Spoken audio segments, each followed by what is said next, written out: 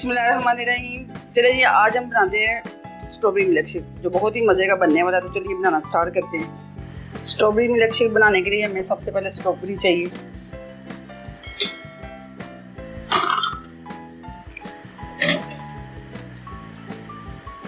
फिर हमें इसमें 1 गिलास दूध डाल देंगे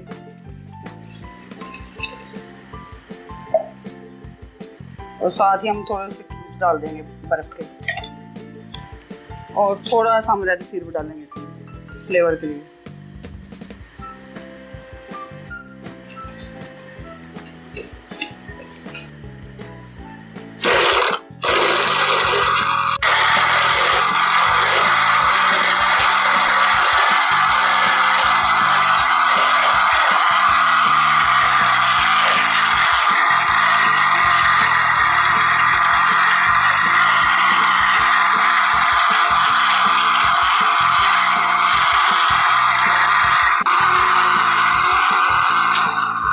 चलिए स्ट्रॉबेरी मिल्क शेक हमारा तैयार है। अब इसको निकालते हैं।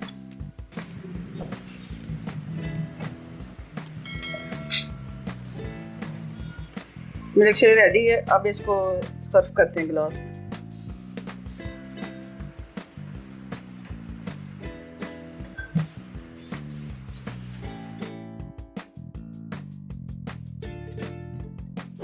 ये स्ट्रॉबेरी मिल्क शेक हमारा रेडी है। अगर आपको मेरी रेसिपी पसंद है तो मेरी वीडियो को लाइक करें, चैनल को सब्सक्राइब करें। अल्लाह हाफिज़।